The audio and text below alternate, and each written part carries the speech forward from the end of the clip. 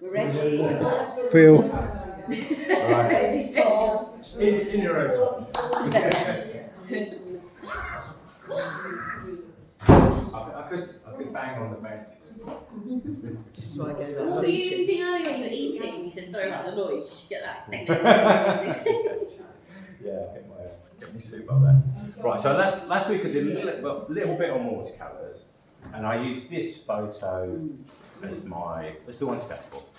So this is quite a good one. I mean, I've used this for many years, and it's quite a nice one for watercolours because you can get the background in nice and light, and then the trees are darker at the top. So it's a sort of image that lends itself to watercolours.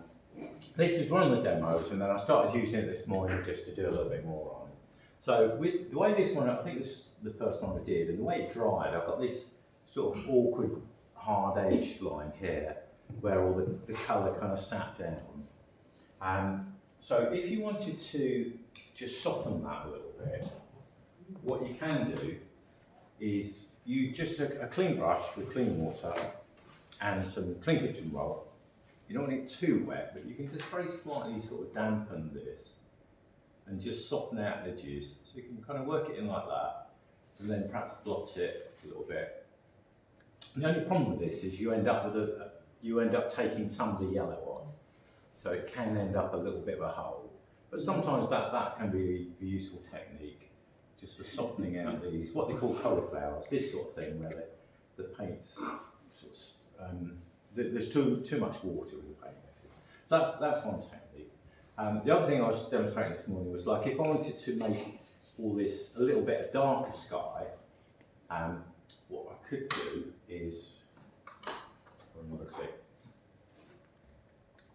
you could, well, if I just went straight in with paint, that's what I did there, you get these very sharp, hard edges, so you may not want that. Instead, you could just get some clean water and just dampen the whole thing, like that, or you could use a little spray.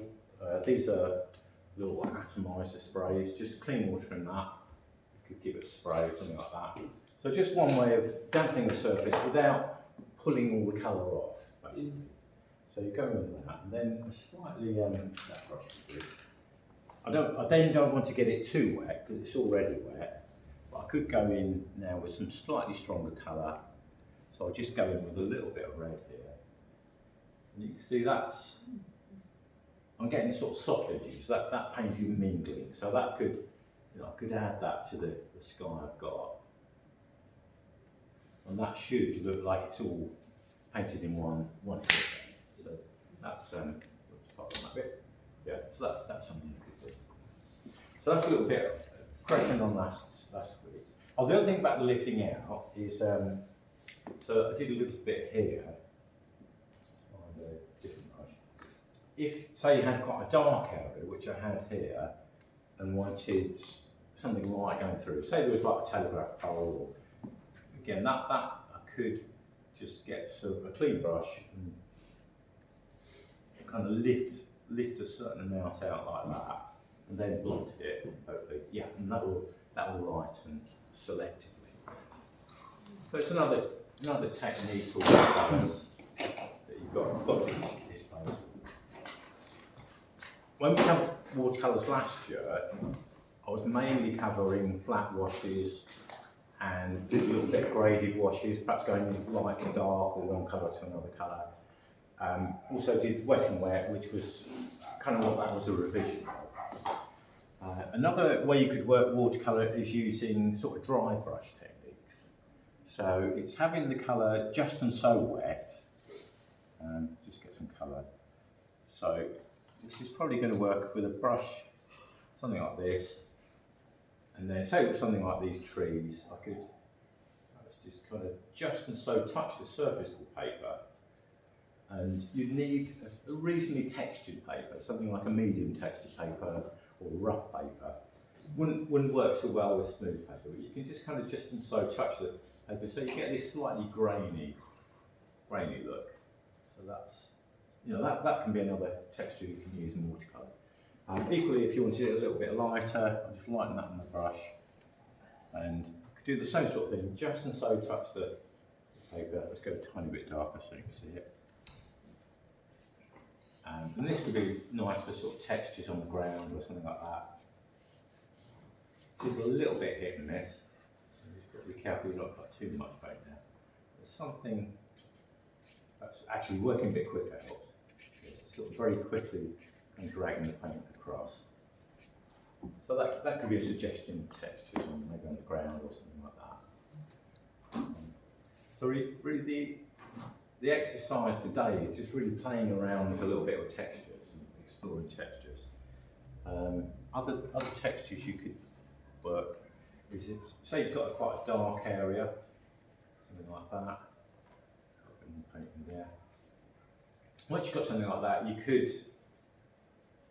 could actually use tissue, just kind of break into that, just lift certain areas out so that it's not completely flat. You could do the same sort of thing with a sponge. I mean, you can either use a sponge to actually put paint on, a bit like that, and that might work quite nicely. Or if you've got a bigger area, let's go a bit darker. So you've got an area like this, you could then sort of selectively lift areas out, just so that it's not a completely flat area. It's a way of suggesting textures or breaking a flat area up. Another thing you can do is scratch into it, so a little bit more nice long. So you could use that to, I've seen artists sort of suggest like foliage just using the back of my fingernail, or you could use a credit card or something like that, just kind of flicking upwards and getting some sort of suggestion, maybe grasses or foliage, if that was a nice green. It's good, isn't it? It really works. That can be, so they're quite nice, they might be quite nice techniques if you're out sketching, you just want to make some quick sketches, colour sketches. I'm trying to think what else we can cover. The other thing is, well, actually, what you do is making paint. You can kind of flick paint. So there's I think one is flicking, the other splattering. So one is doing that sort of thing, just hitting the brush and just making some nice bit better. Yeah, that sort of thing, kind of flicks like that. The other is using maybe a stiff brush, like a toothbrush. And I did have a toothbrush from Tuesday, but I can't find it today. But if you just kind of flicking, you get more like a spray, a bit like that. So I did have an example somewhere where I had like some seed and a little bit of spray of foam and things like that. So they're all things you can add in. Other techniques. Yeah, you could actually. Yeah, you could use a straw below the paint. Yeah, yep. Yeah. There's loads really. The other one is things like this is one of many pages I've got. This is using salt, like sea salt, crunchy salt. So basically putting down a wet wash and then just dropping some salt in. You need to keep it level. And what it does is it sucks the moisture out of the paint, so it leaves these little textured marks. That was bubble wrap. I think that was cling film, and that hasn't come out quite so well. That's what I've just shown you. Oh, that's another one. That's sort of scraping with a palette knife. So just on the fingernails, but you could do similar sort of things with a palette knife. This is oil pastel. So some of you might, I haven't got it with me, but if you've got oil pastels, you could do that. So using the pastels as like a resist to the paint. You can do a similar thing with a wax crayon. Not wax crayon, a bit of candle wax. I've only got this tea light, but those little kind of party candles are quite nice because you can direct them a bit more. But if say I wanted to make a bit more blue. The difficulty with this is you can't really see what you're putting down, and the wax then becomes part of the painting. But if I wanted to perhaps try and keep that white and perhaps suggest some clouds or something like that, pop some wax down, and then again a clean brush, see if I've got some, maybe a little bit of blue, that'll come out. So I can work that over the top there, get rid of that now.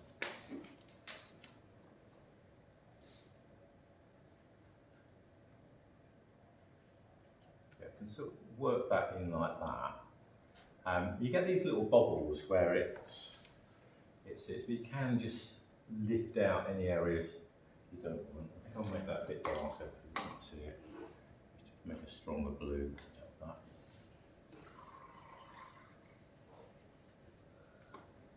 Yeah, something like that. And then I would probably just clean the brush and just lift out the bits I don't want, where it's just bobbled up a bit.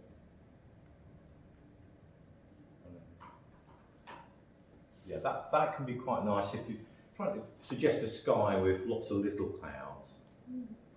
Otherwise you'd end up sort of painting around each one and get very awkward drying marks.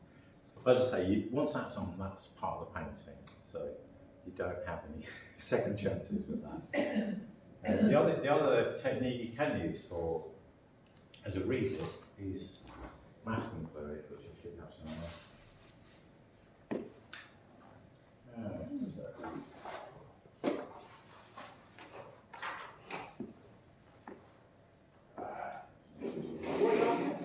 Is that it by the pot? I've got it. Oh yeah, there we go. That's the one. Just where I put it, won't be nice and needed. So this is the stuff that really will wreck your brushes. So you need. What I tend to do is use an old brush or cheap brush.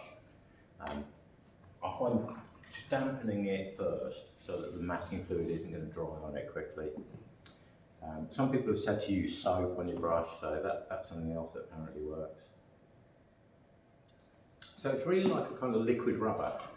So you can paint it on, and this particular one is blue. So that helps me to see it really, which is quite nice. Most of them are cream, which is fine. You don't need to paint it terribly thick. So just paint it on anywhere if you want. You can use a pen as well. I like a dipper pen. They work quite well with dipper pens.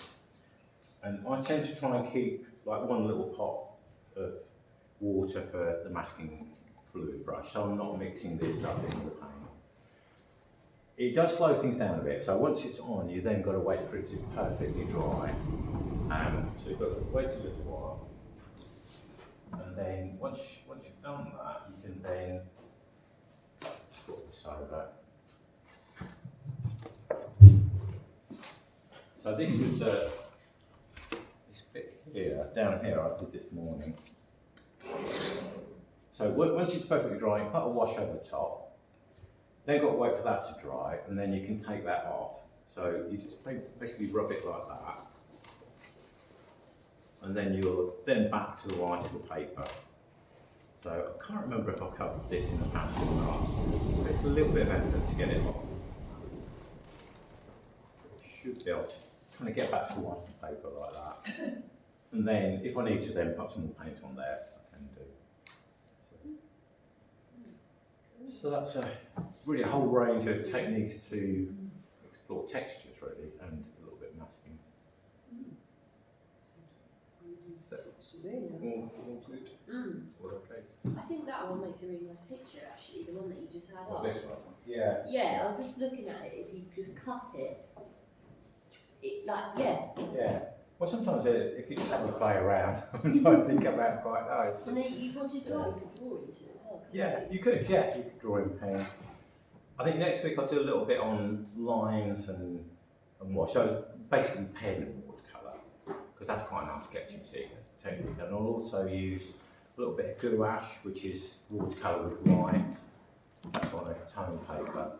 So I'll do that sorry, next week. And then the week after, do a little bit on sketchbooks, just generally people sketchbooks. So if you've got sketchbooks, bring some sketchbooks in, we can have a look at how each of you use sketchbooks, and I'll bring some of mine in.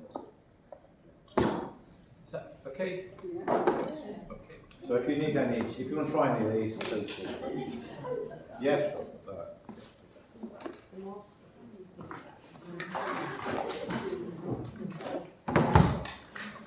Imagine if you trimmed it, you cut it. Yeah. You can go in with some bright colours and go wild to see that. It's really different. Yeah,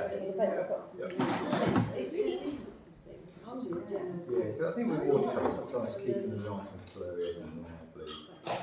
Different marks. Yeah, there's an awful lot to do.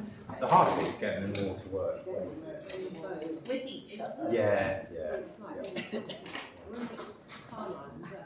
It's interesting, your brain immediately, you look at something like that, it goes, oh, but yeah, did you get that?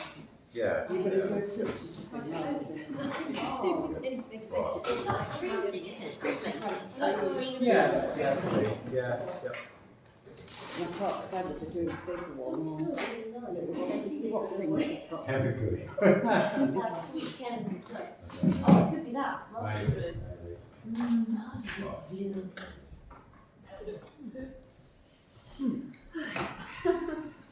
Right, let's see. You and Sam get a tan?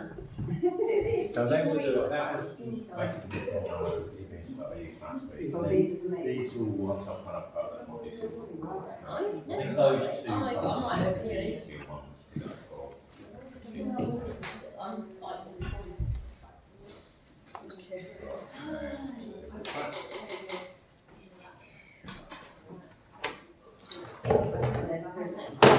Sorry about that. That's all right.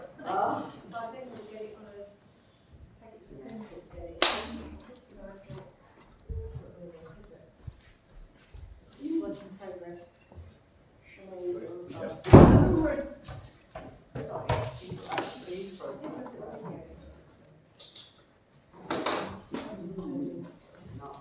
Did you put it lower or higher? So I don't know. You know you did. Oh yeah, that's my friend. Just so small. Yep. Help, right, come on, help you. Yep.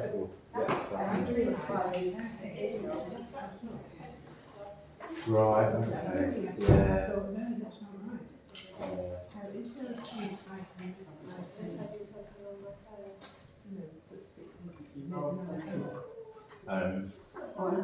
You could add a bit of white gouache or something to it.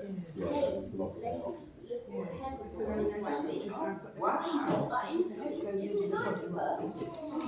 Should be, unless it's illegal. Let's come and have a look and get a bit of gouache. No, where's it coming from? Isn't that sweet of her? She brought it in a little roll. I was so proud of that.